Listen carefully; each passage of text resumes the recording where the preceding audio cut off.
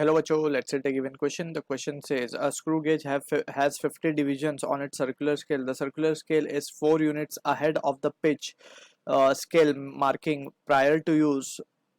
Upon one complete rotation of the circular scale, a displacement of 0.5 mm is noticed on the pitch scale.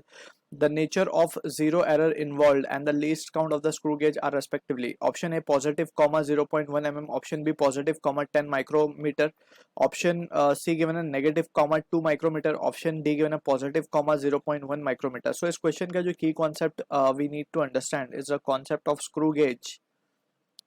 So basically screw gauge is a measuring device or the instrument that we use जिसका least count होता है basically it is 0.01 mm. ठीक है ना.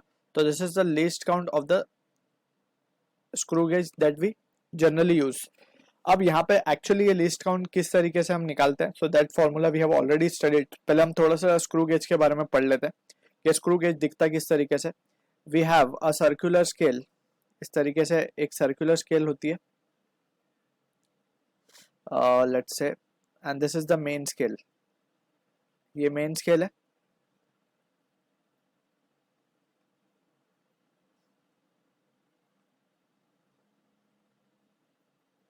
इस तरीके से we have the circular scale. ठीक है. और ये सर्कुलर स्केल जो है इस मेन स्केल के ऊपर वी कैन रोटेट इट. इसको जब हम घुमाते हैं and this is rotated in the clockwise fashion, right. तो ये इसके ऊपर स्लाइड करता है आगे की तरफ. तो यहाँ पे ये मेन स्केल है. मेन स्केल की यहाँ पे रीडिंग्स होती हैं, इस तरीके से रीडिंग्स होती हैं यहाँ पे. एंड यहाँ पे सर्कुलर स्केल डिविजन्स की रीडिंग होती है इस तरीके से. ठीक है. अब यहाँ पे जब हम इसको सर्कुलर स्केल को, ये जो है हमारी सर्कुलर स्केल है, this is C S and this is M S. M S का मतलब है मेन स्केल. ठीक है. तो यहाँ पे हम देख सकते हैं कि जो हमने जब हम इसको एक कंप्लीट रोटेशन करते हैं इसका सर्कुलर स्केल का, तो जितना ये स्लाइड करता है इसके ऊपर आगे की तरफ, ठीक है, ऑन द मेन स्केल, उसे हम कहते हैं पिच. तो लीस्ट काउंट निकालने का जो फॉर्मूला है that is nothing but pitch upon, ये फॉर्मूला हमने ऑलरेडी पढ़ा हुआ है. ठीक है. Just we need to keep the formula in mind, that is pitch upon number of division on circular scale. Number of division on circular scale. तो इससे हम क्या निकाल सकते हैं, लीस्ट काउंट निकाल सकते हैं. अब यहाँ पे क्या होता है, इस तरीके से यहाँ पे यू करके सेक्शन होता है, यू सेक्शन. अब इस यू सेक्शन में से ये जो रॉड है बेसिकली ये निकल करके आके यहाँ पे इस तरीके से स्लाइड करती हुई आगे आती है. ठीक है. And it meets on this part. ठीक है. जब ये कंप्लीटली क्लोज हो जाती है इस पे आके, ठीक है ना, दोनों के बीच में कोई गैप नहीं रहता, तो इन दैट सिचुएशन वी से के अब स्क्रू गेज का जो जीरो, जो सर्कुलर स्केल की जीरो मार्किंग है या फिर जीरो रीडिंग है, तो उसकी वो मेन स्केल की जो ये लाइन है, रेफरेंस लाइन, ये वाली जो लाइन है reference, this line is the reference line. तो इस रेफरेंस लाइन से कोइंसाइड होनी चाहिए. लेकिन इन सम केसेस जहाँ पे स्क्रू गेज में कुछ फॉल्ट होता है तो वहाँ पे वो लाइन मैच नहीं करती, वो या तो थोड़ी ऊपर रह जाती है या थोड़ी नीचे रह जाती है. We will come to that point, but पहले हम लीस्ट काउंट निकाल लेते हैं. तो पिच के बारे में हमें कुछ क्वेश्चन में मेंशन्ड है, हम देख सकते हैं. सबसे पहले तो सर्कुलर स्केल का जो डिवीजन गिवन है वो 50 गिवन है, तो यहाँ पे हम 50 पुट कर सकते हैं. पिच के बारे में क्या गिवन है, अपॉन वन कंप्लीट रोटेशन. जैसे हमने बताया एक सर्कुलर स्केल का एक कंप्लीट रोटेशन में हमें बोला गया डिस्प्लेसमेंट कितना हो रहा है, 0.5 का हो रहा है, यानी 0.5 mm. तो ये क्या होगा, इसका पिच होगा बेसिकली. ठीक है. तो this will be nothing but 1/100 हो जाएगा. ठीक.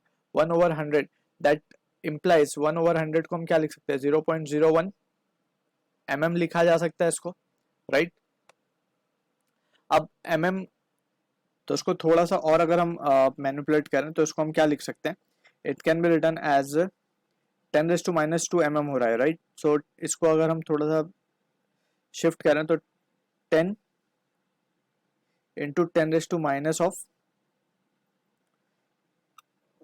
हो जाएगा ये, राइट.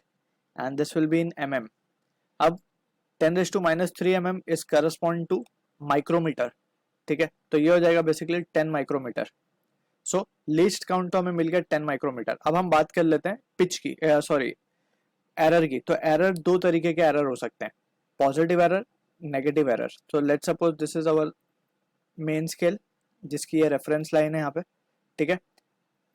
ये हमारा सर्कुलर स्केल है। अब सर्कुलर स्केल का जीरो अगर नीचे की तरफ आ रहा है, व्हेन द थिम्बल, इसको हम बोलते हैं बेसिकली जो रॉड है ये जो जिसमें मेन स्केल है, इसे हम थिम्बल बोलते हैं। जब ये थिम्बल दोनों यहाँ पे टच हो जाते हैं, बेसिकली पूरा टच हो जाता है, तो ये जो जीरो है ये यहाँ से कोइंसाइड करना चाहिए इस रेफरेंस लाइन को। So that is a perfect screw gauge we consider, right. लेकिन अगर किसी केस में जीरो नीचे आ जाए तो हम देख सकते हैं कि इसमें कुछ एक्स्ट्रा रीडिंग आ चुकी है, तो इसे हम बोलते हैं पॉजिटिव एरर, पॉजिटिव एरर, ठीक है ना। तो ये रेफरेंस लाइन से थोड़ा सा आगे है, तो इसे हम बोलते हैं पॉजिटिव एरर। अगर इसका वाइस वर्सा हो, जैसे कि ये हमारा इस तरीके से we have the circular scale and this is our main scale, this is the reference line, और जीरो इसके ऊपर है कहीं बिहाइंड है बेसिकली, तो इसको हम बोलते हैं negative error. And this error, ये क्योंकि नेगेटिव एरर है इसको हमें ऐड करना पड़ेगा फाइनल आंसर में, और ये पॉजिटिव एरर को हमें सब्ट्रैक्ट करना पड़ेगा क्योंकि इतनी रीडिंग जो है वो एक्स्ट्रा आ चुकी है, ठीक है ना। तो वो रीडिंग को हमें मेन एक्चुअल रीडिंग में से निकालना पड़ेगा टू अवॉइड एनी एरर। तो फ्रॉम दिस हमसे बोला गया था कि the circular scale is 4 unit ahead, यानी कि आगे है ये पिच स्केल मार्किंग से या फिर रेफरेंस लाइन से। तो ये किस तरीके का एरर हो गया, positive error. So option B will be the correct answer for this. So I hope you understood the solution. All the best.